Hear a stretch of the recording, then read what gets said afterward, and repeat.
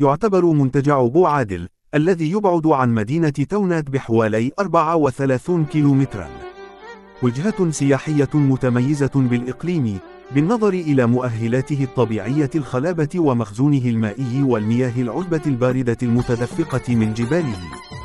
ويساهم هذا الفضاء الجبلي الطبيعي الخلاب إلى جانب مناطق سياحية أخرى يشتهر بها إقليم تونات كقلعة أمركو وغابة إفران وبني بربر ووادي ألوان والوكت والبحيرات والسدود القائمة ومواسم الخيول والزيتون وغابات الصيد الكثيرة في استقطاب العديد من السياح المغاربة والأجانب الراغبين في قضاء أوقات رائعة والاستماع بالمنابع الطبيعية والمناظر الخلابة.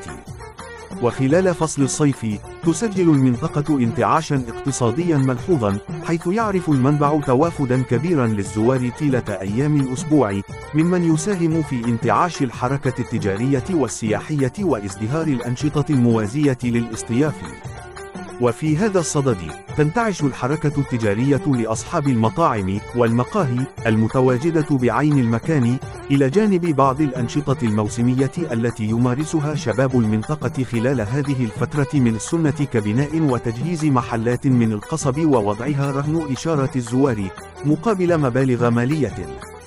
وتعتبر المنطقة التي تطلق عليها ساكنة الإقليم اسم الجوهرة الخضراء بمثابة الشريان النابض لإقليم تونات، فمنبعها كان ولا يزال مصدر شهرة للإقليم بفضل طبيعته الخلابة ومخزونه المائي وشلالته العذبة الباردة المتدفقة من جباله، ما يجعله قبلة متميزة لهواة ومحبي السياحة الجبلية والسياحة الإيكولوجية القادمين من مدن فاس ومكناس ووجد والناظور وسلا والدار البيضاء وغيرها من المدن المغربية لقضاء أوقات رائعة في فضاء جبلي ساحر. يتيح هذا الفضاء الذي يبعد عن مدينة فاس بنحو 100 كيلومتر للزوار الاستمتاع بجمالية النافورات الطبيعية على جانب الممر المؤدي إلى الشلال وأشجار التين والبرقوق المثمرة وارفة الظلال، وكذا مياه بوعاد ذات الفوائد والمنافع الصحية العديدة، فضلا عن التقاط صور للذكرى.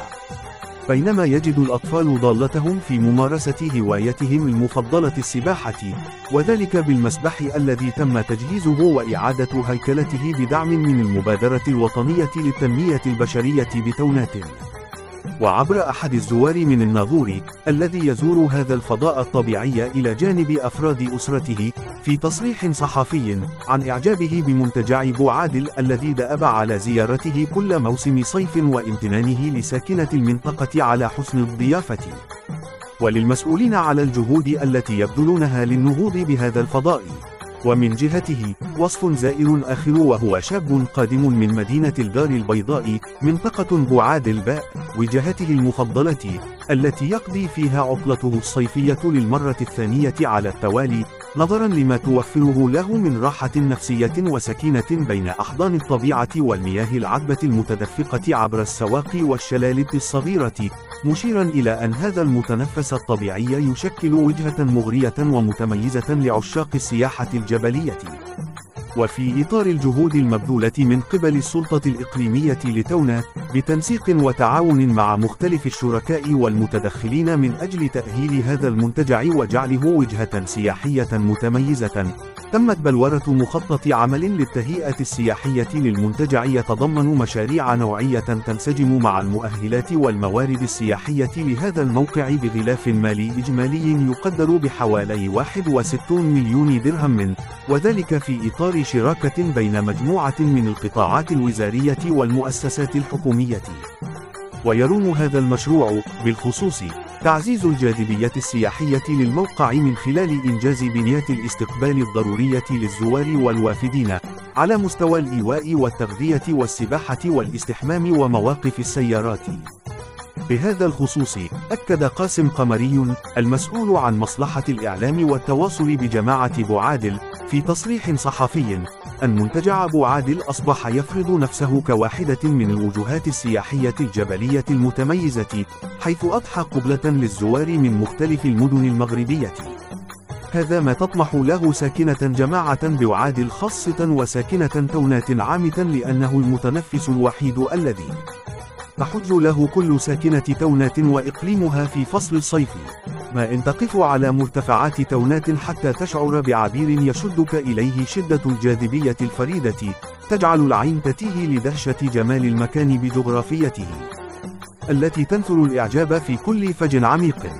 مؤهلات طبيعية فريدة حبها الخالق لمنطقة يندمج فيها الجانب الطبيعي والثقافي والبيئي،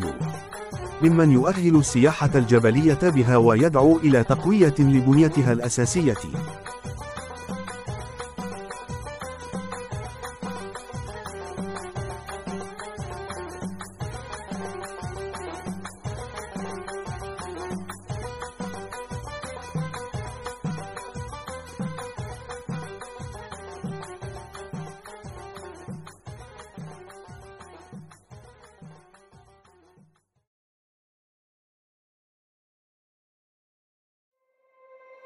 You said